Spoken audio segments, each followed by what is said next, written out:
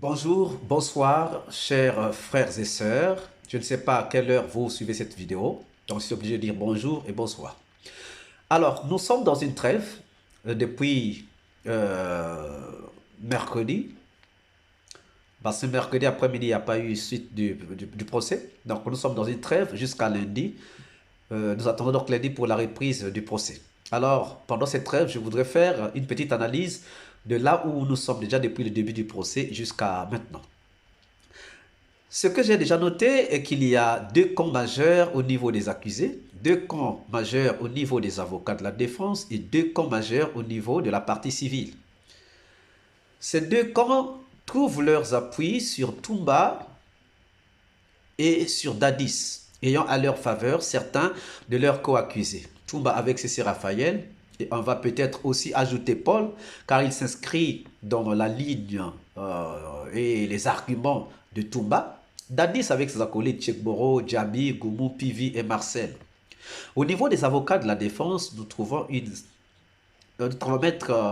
maître Yomba et maître Silla, avocat de Toumba, et l'avocat de Cécile Raphaël.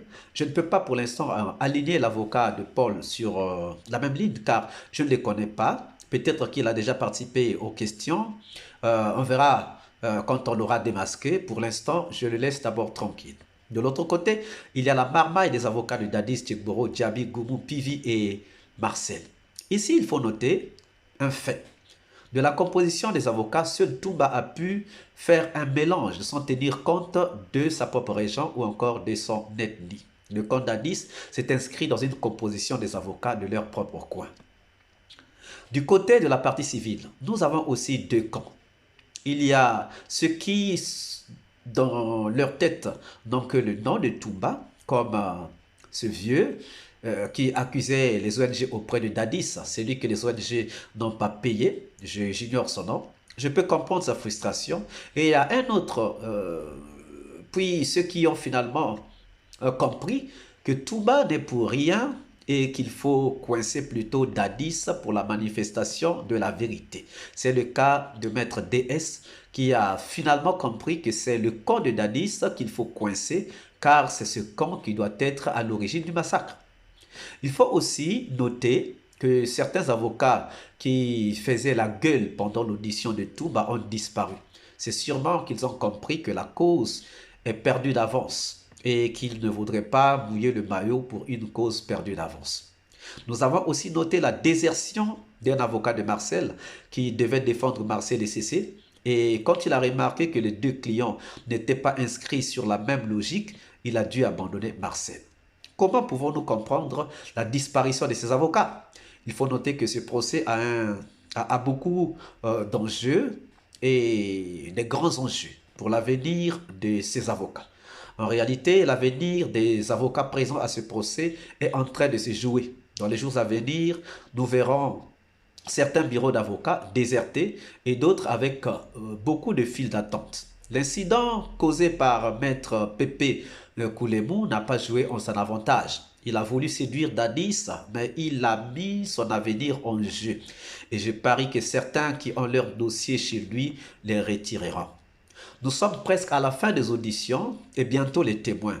Or, il s'avère que la majorité des témoins cités par le camp d'Addis, c'est des gens déjà morts, déjà décédés. Nous pouvons même penser qu'ils les ont éliminés pour vouloir étouffer la vérité pour certains, bien sûr.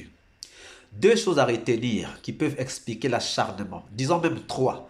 Trois choses à retenir qui peuvent expliquer l'acharnement contre Toumba. La première des choses, c'est que Tadis, en répondant aux questions de l'un des avocats, a dit Toumba n'a pas de salaire, mais il est toujours bien habillé depuis le début du procès. Il voulait dire que Toumba est soutenu par des gens et il y a des gens qui lui achètent des habits. Ça, c'est un fait. Deuxième fait, c'est Goumou, à la question de Maître Silla, reprise par le président du tribunal, à savoir s'il avait de la haine contre Toumba, a bien dit oui, j'ai une haine contre lui. Il a expliqué les raisons de sa haine contre Toumba, en disant que Toumba n'est pas plus instruit que lui, Toumba n'a pas de diplôme, Toumba a profité du régime alors que lui n'a pas profité. Toumba a eu des maisons, Toumba a eu des voitures, Toumba a eu de l'argent, mais lui, il n'a rien eu. Pivi, qui en parlant manifestait de la haine vis-à-vis de Toumba, car le dossier monté de toutes pièces pour clouer Toumba était déjà gâté. Alors, de ces trois points, nous pouvons comprendre clairement qu'ils sont jaloux de Toumba et surtout Goumou. Je peux pardonner Dadis sur ses paroles, mais pas Goumou. Pas Goumou. Pas Goumou. Où était Goumou à la prise du pouvoir? Chez nous en Afrique, quand les gens partent à la chasse et qu'ils tuent un gibier, il y a toujours une part réservée à ceux qui n'ont pas été. Mais le partage commence par ceux qui ont participé. Et même, il y a des gens spécifiques pour la tête, des gens spécifiques pour les pattes avant de faire le partage. Et c'est le reste qu'il donne à ceux qui étaient restés au village. Donc, Goumou qui n'avait pas participé à la chasse n'a pas à se plaindre et surtout de jalouser Toumba, le faiseur du roi Dadis. Déjà, il faut savoir que le fait que Toumba ait reconnu avoir liquidé Makambo fait comprendre aux membres du tribunal que Toumba dit la vérité. Toumba nous a décrit ce qu'un régiment, une compagnie, une section, une unité, mais Goumou, procureur militaire de son état et de surcroît colonel, n'a même pas pu dire au tribunal ce que c'est qu'un régiment. À cette question, il a bien répondu, je ne sais pas. C'est une vraie honte. Entre le médecin Toumba qui prolonge la vie des gens et lui qui torture, séquestre les gens, le choix est clair. Nous choisissons Toumba. Entre Toumba, soi-disant sans instruction, mais qui peut définir ce que c'est qu'un régiment, et lui, soi-disant instruit, colonel, mais qui ne peut pas définir un régiment, qui est le vrai militaire? La réponse est claire. Nous avons aussi noté que Dadis et ses coéquipiers ont été très nerveux pendant les auditions, contrairement au camp de Toumba, qui était calme. Même Paul a été plus calme que Dadis, Marcel, Goumou, Pivi. Notons aussi que Toumba a reconnu que c'est lui qui a achevé Makambo. Il faut avoir du courage pour le faire. Il faut être sincère pour le faire. Surtout qu'il s'agit d'ôter la vie de quelqu'un. Mais il l'a dit, car il est vrai.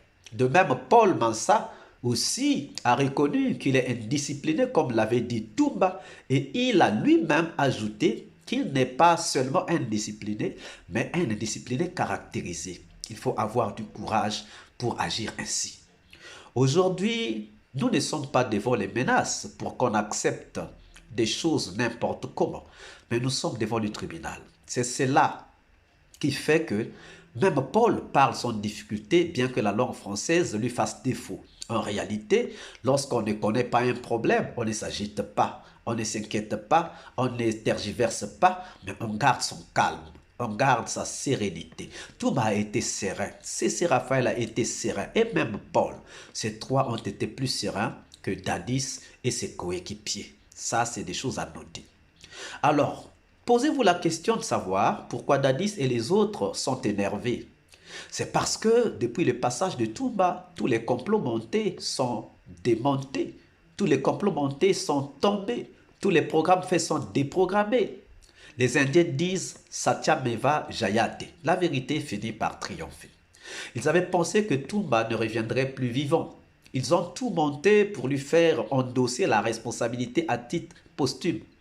Ou soit qu'il allait revenir en vie, mais qu'il allait être en vie, mais craindrait de venir au procès. Tout allait être mis à son compte. Mais voici à Conakry. Cette phrase de Toumba a bouleversé les plans. Cette phrase de Toumba a déprogrammé tout ce qui était programmé. Tous les plans machiavéliques sont tombés. Marcel a fait comme s'il ne savait rien et n'était pas au stade. Il a été contredit par Tchekboro qui est de son camp. Si c'était Toumba qui avait dit cela, on pouvait douter. Mais le fait que ce soit dit par quelqu'un du même camp nous fait déduire qu'il était là. Et c'est là que nous nous posons une question intéressante. Pourquoi Marcel a-t-il menti?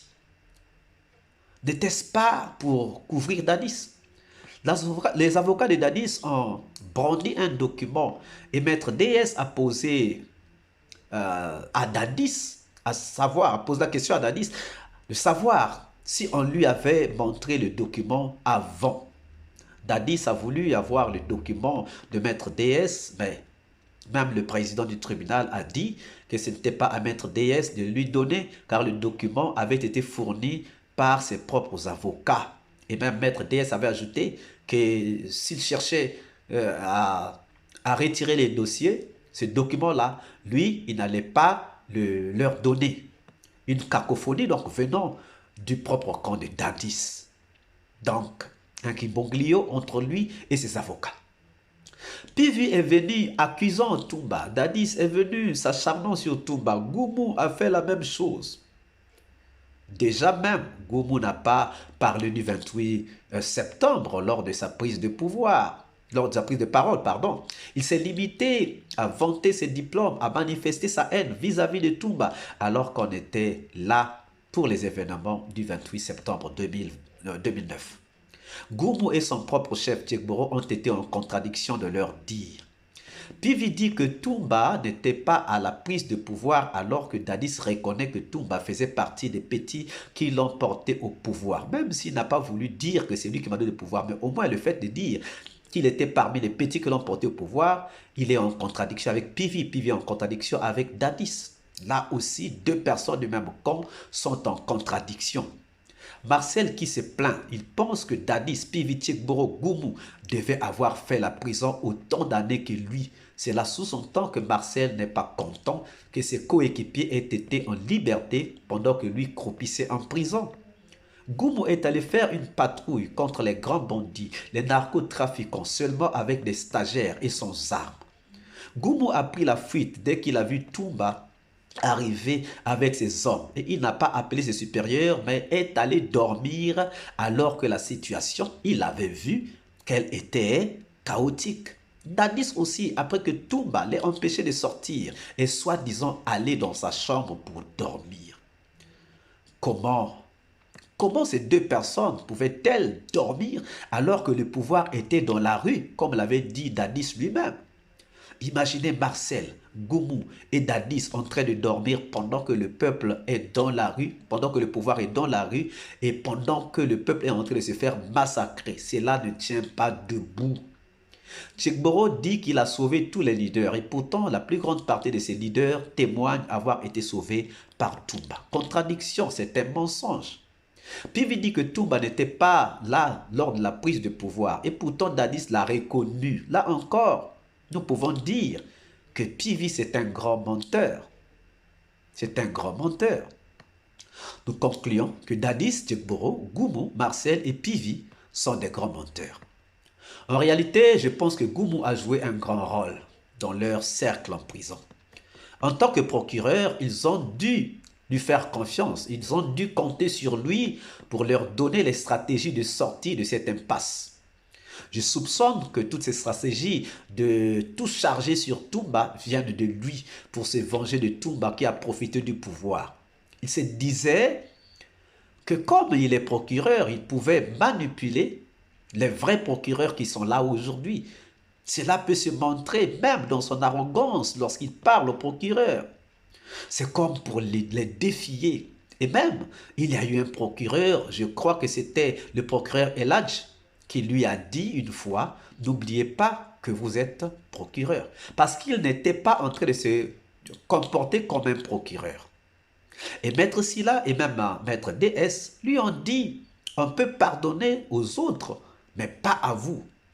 Goumou est sûrement le pied d'appui de ce clan machiavélique, mais un pied qui a été esquinté, torpillé par le tigre Maître Silla, alors que le lion, le baobab de Maître Yomba était tranquille dans sa tanière.